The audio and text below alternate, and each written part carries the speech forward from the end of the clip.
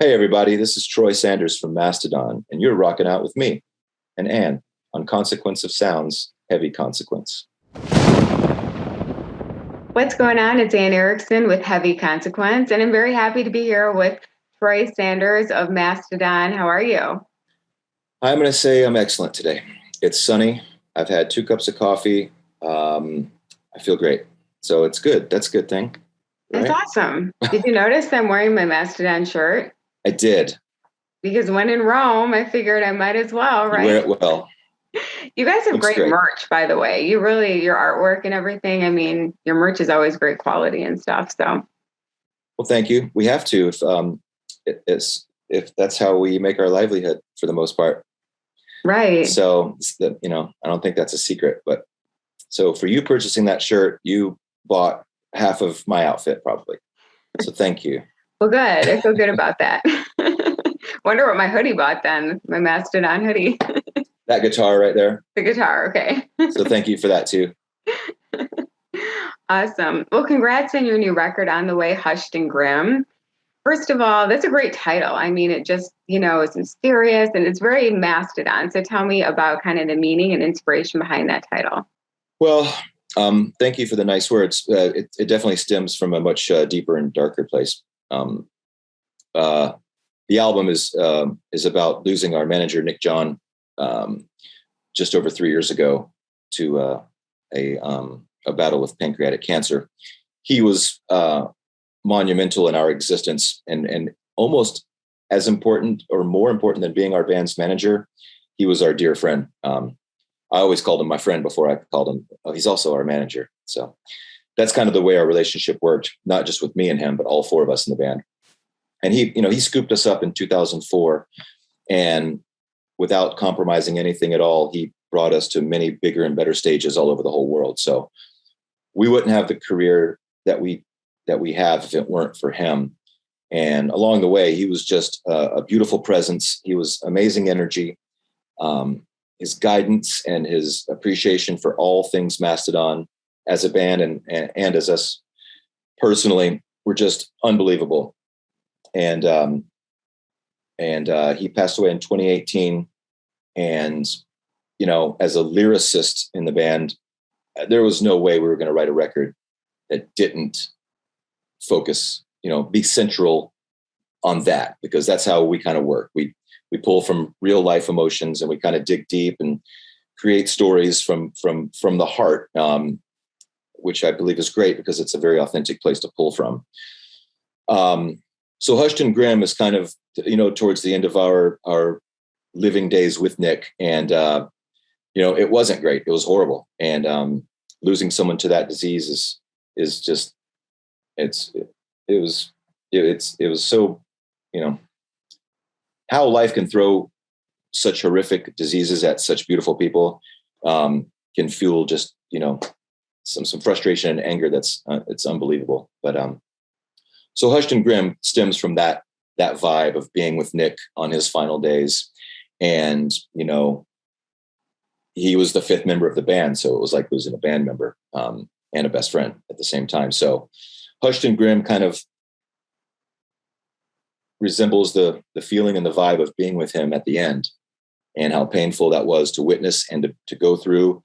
And in a nutshell, that's what it is. So, but the end result, the four of us are very happy with the record. So I'm not trying to be all gloom and doom.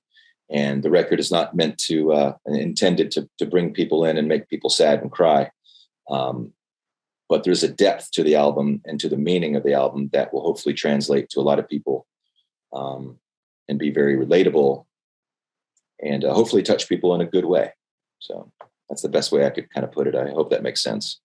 Yeah, it does. And I feel like death and loss is kind of a common theme in Mastodon's music and like previous, records. How does writing about this sort of thing, how is it kind of like therapeutic to you guys? It's, I've said before that me and my bandmates are really fortunate to have this outlet and this platform and this art vessel that we call Mastodon, that we can channel all good, all bad, all positive, all negative. And looking back at a bunch of records, especially this one, it's like it's almost as we work together through the songwriting and the lyric writing, it's it's as good as any counseling I could ever seek, I feel, because you start with this and you kind of learn about yourself and you dive deep. And, from the start of this record, writing this record to the end of writing this record, I realized without knowing it at the time that I was writing lyrics through each stage of grief. And I didn't really notice that until the very end, when the last song that I penned had this conclusion to it, like a closure. And I was like, what is this? Why am I not still mad? And like, oh, I'm realizing that I'm better off personally, and my band is better off as a whole having Nick in our life than not having him at all. And is this pain and all these tears and this frustration worth it? Absolutely. Yes, it is. And I feel a little guilty and selfish saying this, but like, I'm still here. He's not. And in life and in death, he's still making me a better person. And that's bizarre. So, I mean, I'm very, very grateful to have had him in my life. And I speak for my whole band like that. But so just to kind of answer your question a little more straightforward, yeah, it's like it's extremely therapeutic. We're able to like self-reflect individually and as a whole, and ultimately create what we feel is a beautiful musical memorial to him and for him. So, wow, that was beautiful. And Pushing the Tide is the first track that you guys released off the record. What made that one the one that you guys kind of wanted to put forward as a representation of what was to come? We felt it was a pretty solid middle ground of what's on the album, because there's 15 tracks. It's considered a double album. After not having our last record, Emperor of Sand, came out in March 2017. So it's been over 4 years. So we didn't want to put the first song out there that is the longest, epic song on the album. We didn't want to put the weirdest one out first. It was kind of like, hey, what's a nice, short, sweet, a ripper of a song that we can just put out to say, hey, we're back. Here's the new album, material. Here's the dates and the big old splash, the press release. So to go with that, we just thought Pushing the Tides would be a good representation, to hit our core fans and new fans alike. I don't know. It just seemed 3.5 minutes, sick riff, great chorus, get in and out, and hopefully be tasty, be a tasteful representation to people that care. Right. And you guys recorded this over the past year. So did the pandemic, change anything or have any influence on the themes on the record at all? The biggest thing that the pandemic did for us was allow us to have over a year to write a record. So, and, I know a lot of people had horrible years, but in our world, it was kind of a blessing, because we have rarely had a solid 12 months to work on music. And thankfully, between the four of us, the ideas are always spinning, the minds are always spinning, the wheels. And we all contributed a lot to this record. And that's when we realized we have 2 albums worth. Like, how do we put out an album of like, how do we cut this material in half that we've been working on all year? And I remember Braun, our drummer, said, we've always talked about never doing a double album, but what's a good reason that we shouldn't? I was like, that's a great question. I don't know. I don't have a reason for that. So let's do it, because we've been working so hard on it. And generally, if we work on a song and we get kind of work it until it's like, you know what, this isn't going anywhere. I don't love it. It's okay. We'll kind of put it on the back burner and we'll move on to something else. Or if we kind of get through a song and complete it and it's just not hitting us like we thought it would, that'll go on the back burner. But these 15 songs were presented and created over a year. And we were all digging each and every one of them. So the idea of cutting 7 of those songs off it seemed almost ridiculous. Like, we love that stuff. Why not release it? So we got quite lucky to have had a solid year to work on music. It was definitely worked in our favor. You guys actually recently performed your first ever acoustic show, and it was a live stream from an aquarium. which is really cool. How did you guys come up with that concept and what was it like? I think we've always had the affiliation of aquatic, since our Leviathan record in 2004, and, the story based on Moby Dick and everything. And being our hometown of Atlanta, we've all been to that aquarium dozens and dozens of times. And when you kind of work your way through the end of that aquarium, there's this massive viewing wall with whale sharks and many, many beautiful creatures in there. Well, we were presented the opportunity to play a show there with that as our backdrop. And that, seemed to make the most sense of any backdrops we could ever, fake or manipulate. That's the real deal. And that was an opportunity that we felt like we couldn't pass up. And we've never, it's also interesting to do something that's a bit challenging and different. We've never done a stripped down set before. And a lot of our songs were originally written on an acoustic guitar that translated into what they became on record. So to kind of strip them all back down, the song craft themselves still, we thought, still holds up, and it's still good material. And fans of our band would probably appreciate a different version of them. And we had to play low volume in there because of the animals. They're very strict about that there. You can't reach a certain decibel limit because that viewing wall is 3 feet thick of glass, which is thick.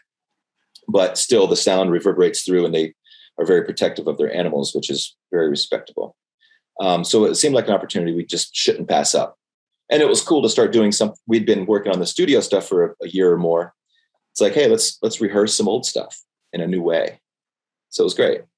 That's awesome. People loved it too. Afterwards, some of my friends were like, oh my gosh, it was the best thing ever. People just really loved it. So that was very creative. Good. I'm glad it did wind up getting some good response, and that made me happy, Right. So, yeah. Well, your last record actually scored you guys a Grammy, of course, which is amazing. Congrats on that. What was that experience like of not just getting nominated, but actually taking home the Grammy? Yeah. The way that the four of us were talking about it, that was January of 2018 in New York, that when the Grammy Award show was happening. It was, that was never, when you start something, as an artist, as a painter, as anything, it's very rare that you start that with the end goal being like a trophy. That was the furthest thing from our agenda ever. It was never on our radar. We started this band because the four dudes were friends, and we wanted to create this brand of heavy rock that we were excited about pursuing. That's it. It was that simple. But then you flash forward 18 years later and you win this Grammy. And what is a Grammy? Well, it's worldwide. It's probably the most popular wide stream musical platform that there is. Everyone's heard of the Grammys. So more importantly than the trophy itself was the story. It's like, it made the four of us proud, and it was very rewarding and validating. Like, hey, you remember when we started this band? What did we say to each other? Hey, do you like the Melvins and Iron Maiden and Thin Lizzy? You do? I do too. Let's create a band. And we'll play anywhere where people will have us. We'll sleep on floors, and we'll start from the ground up. And that's what we did. And 21 years later, we're still climbing the mountain. So with the best of intentions, and then out of the blue, like, hey, you're nominated for a Grammy and you won this thing. So it's like, wow, we slept on over 100 floors, and we went through 3 vans driving around the US over and over and over. And now we're being appreciated by musical peers who vote on the stuff. And we're getting recognized by a lot of people around the world. So it just felt like, wow, unexpected and very, very cool. And the story behind how we got to that point, it's pretty incredible in our eyes. And you have a tour on the way with Opeth, which is a really cool bill. So tell me, what makes this, a special tour? We've toured with Opeth once before, and it went great. It seemed like the fans, we share a lot of the same fan base. And the backstage stuff, we're all super cool friends. So that's really important, because besides the 1 hour that you're on stage, you're off stage for 23 hours. So when you have cool tour buddies who are funny and very inspirational to you on a musical level, it's cool to hang out with those people. So the opportunity was presented, like, you want to do a run around the States with Opeth. We were all on board, because we did it once before. It was fantastic. And the crowds always had a smile on their face at the end of the show. So it seemed to be great. And we're excited just to get back out there and do it. I'm sure they are too. Right. What do you miss most about being on the road? I mean, after this past year with not being able to tour and stuff. Over the past 3 weeks, we played 4 festivals across the US, and those are the first 4 shows that we played in 2 years. And it just came rushing back when we were up there. It's just, to strip it down, it's just that beautiful energy between stage and crowd. You're playing the music, they're singing along, or they're clapping, or they're dancing, or whatever, and that energy comes back to us, and it's just this full circle that cannot be experienced unless you're at that live event. That's what I always call like the intangible magic that that can happen.